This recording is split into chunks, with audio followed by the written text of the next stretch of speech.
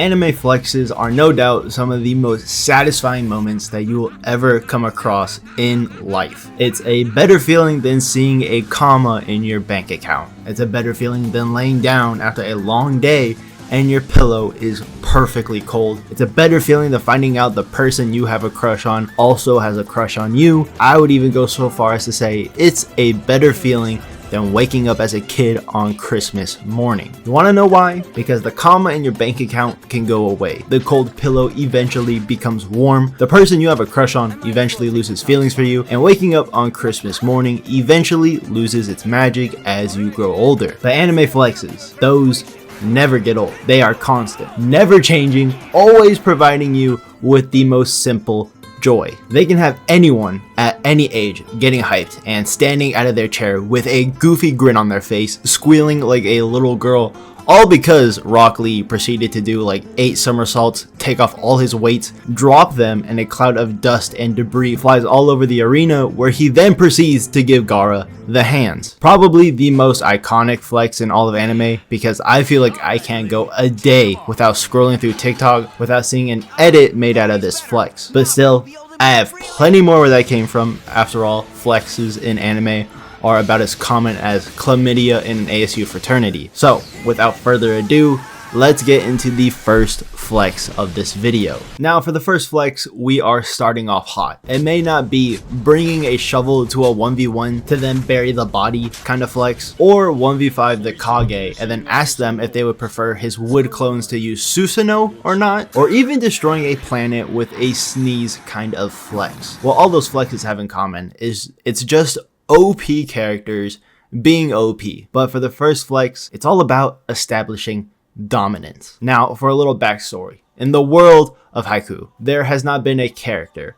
more hyped up than Wakatoshi Ushijima, the #1 ace of the Miyagi Prefecture, top 3 high school aces in all of Japan, one of its under 19 representatives, an opponent who has bested Oikawa at every opportunity during their middle and high school careers. And that by itself is a big feat, because Oikawa was the so-called big bad of season 2 and is hailed as the ace setter, and Hinata also dubbing him the Great King. Ushijima is established as the final barrier, the big kahuna, the one man that can destroy all the hopes and dreams of Karasuno ever making it into nationals. Especially with Hinata's declaration that they will defeat him in the start of season 2, the buildup of the rivalry between the team of crows versus this one man is so well done. Ushijima is undoubtedly one of the most dominant players in the series, considering the numerous reactions from both minor and major characters alike to the mere mention of his name, whether within the prefecture, at nationals, or at the All Youth Japan training camp. No other character receives the amount of hype and glazing quite like Ushijima. So when Karasuno and Shiratorizawa Academy finally face off against each other, the tension is palpable. Even during warm-ups, Shiratorizawa is doing its very best to strike fear in the hearts of their opponent, and Ushijima is no different, as shown when he spikes a ball so hard it bounces off the ground and ends up in the hands of someone in the second story stands.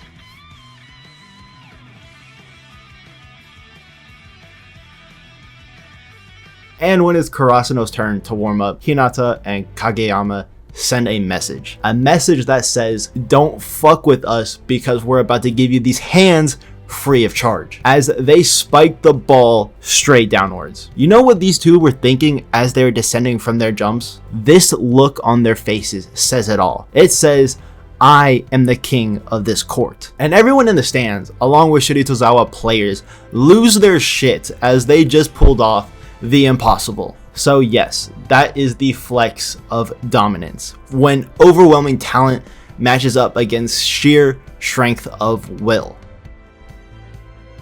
Now moving on to the next flex, this is a flex of subjugation. I feel like not many people know about this flex, which is a true shame because it comes from one of my personal favorite series, and it is a series that has an abundant amount of outrageous flexes. Now the flex comes from the English webcomic T-Bait, otherwise known as The Beginning after the end. For those uncultured swine who don't know anything about this webcomic, let me give you a brief synopsis of the very peak of the isekai genre. This is Arthur. Arthur is a king. Arthur dies unexpectedly. Arthur then reincarnates into a mana-fueled fantasy world where magic reigns supreme, social stratification, magical beasts, guilds, dungeons to raid, dragon gods, dwarves and elves, and of course, kings and queens. As all isekai go, once he was born into this new fantasy world, from the time he was able to read and walk, he spent his time training to become accustomed to mana. So at the young age of 2 years old, he awakens his mana core and thus begins the journey of becoming an absolute powerhouse. So from then on, he trains some more until at the age of 4, him and his parents decide to move to Xyris City in hopes of enrolling him into Xyrix Academy, where he can further his training at the very top level. He encounters a few bumps on the road towards Xyris City, such as getting separated from his parents, meeting a dragon god who becomes his adoptive grandmother, gives him a secret power, saves an elf princess from slave traders, gets stuck in the elf kingdom for 5 years, trained under the former elf king who is kind of a badass, becomes a father, and reunites with his family again, and all that happens in only his 8 years of life. Now, skipping ahead to the actual flex, Arthur is now in his early teenage years, 13 to be exact. He is already one of the strongest beings on his continent and has basically become top dog of Xyris Academy. With a secret invasion taking place at the academy, all hell breaks loose. Thanks to a mysterious continent that has help from literal gods and some casual racist students who believe elves and dwarves don't belong at the school,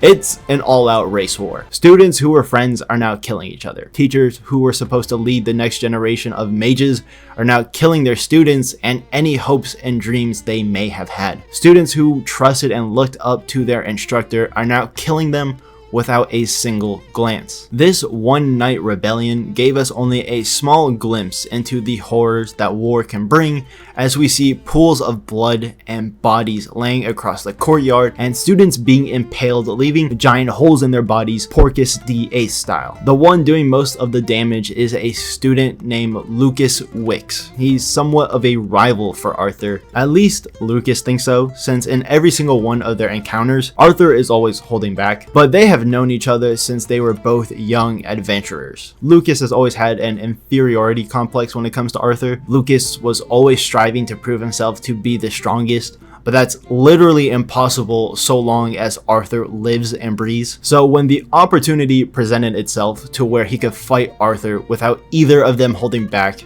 he took it. He started killing fellow students and teachers. He even went after Tess, one of the few people Arthur cares about. And when Arthur finally appears on school grounds, the entire battle just comes to a halt, as Sylvie in full dragon mode appears, the very peak of all magical beings, and yet it's the boy underneath her that leaves people in a state of fear, as Arthur walks under her, but leading her with complete confidence and vengeance within every stride. As Lucas is the only person who can actually move a single muscle with everyone else stricken with fear, that may be thanks to the copious amounts of steroids he's on, he taunts Arthur, trying to make him do something. Arthur just walks past him as if he's nothing, less than the dirt on the bottom of his shoe. He then proceeds to check on Tess, and it's only then when he checks that she's fine, he turns his gaze to Lucas. As Lucas continues to taunt him and activate his mana preparing for an attack, Arthur puts a stop to him by simple bloodlust and speaking his name. Arthur then goes on to tell Lucas what he has meant to him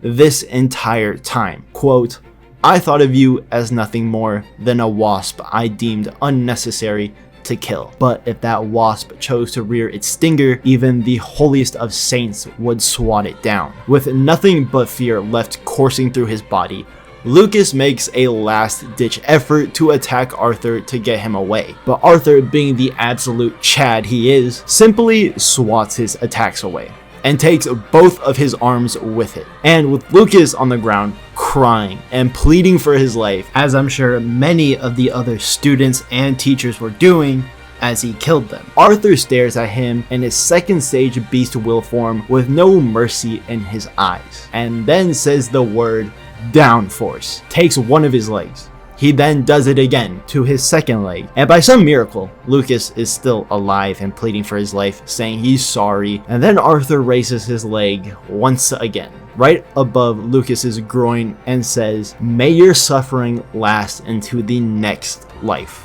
Downforce, effectively killing Lucas. As Arthur walks away, there is only one thing he's thinking about: the looks in everyone's eyes in the face of true domineering strength. Fear, shock, awe. He had forgotten how lonely it was. That is the flex of subjugation. When in the presence of true strength, any hope that was once held just obliterates into 1,000 pieces.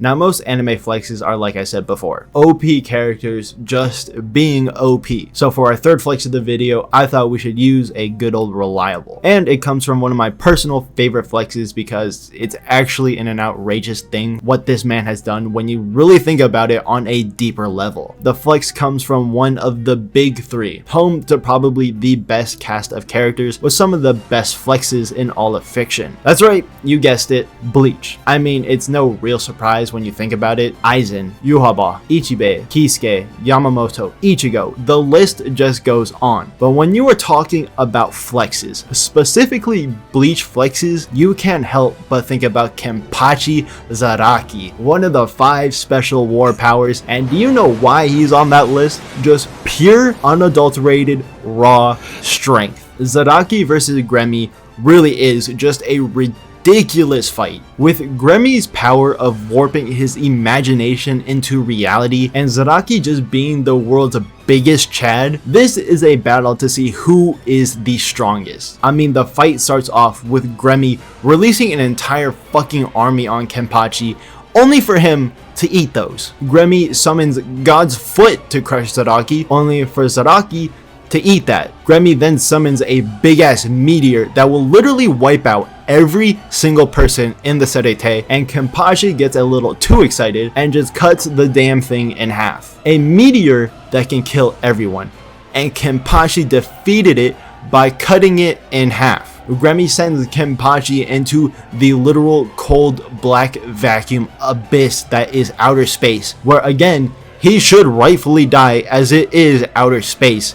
And Kenpachi just swings his sword again in outer space to make a crack through space and time to end up back in the Serete. Gremmy nukes Kenpachi and he eats that. But the real flex, of course, is at the end of the fight. Gremmy tries to fight Kenpachi head on, monster to monster, by imagining himself stronger than him. End result? His body literally starts to tear apart. Yes, that's correct. The guy who can literally imagine anything into reality can't imagine himself stronger than Kenpachi, at least not without literally killing himself. Just think about that for a moment. Imagination is limitless. Think about the first person who imagined going to space or to the moon. Think about how someone imagined people flying. Think about how someone imagined artificial intelligence or 3D printing or even virtual reality. The human mind is capable of so much that it defies reason. And yet Kenpachi is just brutally stronger than that. That's right, Kenpachi Zaraki is stronger than imagination. That is OP to the max. That is undoubtedly one of my favorite flexes in all of fiction, as imagination is a endless concept and yet he's just stronger. Like, that doesn't even make fucking sense. That is an OP character just being OP. Our next flex is one of ego, where overwhelming self-confidence and self-image is more important than securing one's future. Blue Lock is different from any kind of sports anime / manga out there. 99% of them are all about teamwork and how working together and relying on teammates is how you succeed. But Blue Lock is all about being selfish and having an ego to carry the team on your back, because if you can't do it, no one else can. And Barou is the personification of this ideal. He is the Zlatan Ibrahimovic of this world, and if you know ball, then you know exactly what I'm talking about. When this man talks, he is speaking with complete confidence. When this man shoots the ball, he expects it to end up at the back of the net. When he gets the ball, he's not looking to make the perfect pass that will give him an assist, but to take the shot himself. He is a lion taking everything for himself. This man is a walking talking flex. In the anime, when Baru joins Isagi's team, he is the actual carry. I feel like this is shown perfectly in the match against Rin's team, specifically where Isagi's team is down 3-2 and it's looking dire as they're up against the best players at Blue Lock. Rin the entire time has activated his Aizen powers because this man has carefully planned out every single move and he was able to read the entire flow of the game, all except for one part. That was when Baru steamrolled Rin's entire team, stole the ball from Isagi, his own teammate. They even animated a fucking lion to give off the intense aura this man was emitting, completely tearing through Rin's careful imagination and planning as he buries the ball top bins, then looks at Rin and just talks mad trash to him and hits the iconic T-pose to top it off. He is the villain, but he is also King Baru, the prime egoist. And for our final flex of this video, it was a hard decision. For the final flex, I feel like we have to end on a big one. I feel like all the flexes thus far have been pretty fucking cool if I do say so myself. But I needed one to really top off the video. The cherry on top of the cake, if you will. I was debating between Guts raw dogging a demon, then sticking his arm cannon in its mouth, then blowing it up, because that's a real fucking thing, or when Frieren tells a demon to kill herself, and she does, or the iconic snow scene of Mahito and Itadori. All great flexes, but ultimately I settled on Shanks and his Wi-Fi hockey. Now, as you may have noticed so far, all of our flexes have had a theme: dominance, subjugation, strength, ego, and finally talent. Honestly, when I think of Shanks, I think of him as pure, unfiltered, raw talent, who is extremely lucky within his own personal life and circumstances. Born into a celestial dragon family and raised under the pirates of the Golden Age, so it makes sense he is the way he is. But goddamn, this man is a fucking menace. Honestly, I think his Wi-Fi hockey is way cooler than his divine departure he used against Kid. Admiral Ryokugi shows up at Wano and immediately is just throwing hands, taking out the rest of Kaido's crew, including King and Queen, sucking the literal life out of them. Then he moves on to Oden's retainers and even a dragon form Momonosuke and Yamato, and he still is whooping some serious ass. And when all hope seems lost, Shanks from the complete other side of the island, literal miles away, and his hockey reached him in a matter of seconds, terrifying Admiral Green Bull immediately and putting a stop to him. Just think about that. Shanks scared an admiral who is supposedly the strongest weapon for the Navy. He just took on some of the strongest beings in all of One Piece and got scared from someone who is on the other side of the island and on his ship. Homie wasn't even docked yet, and in true Shanks form, he had Admiral Green Bull pack up his shit and leave, basically calling him a coward on his way out. True talent right there. Probably the best hockey feat in all of One Piece.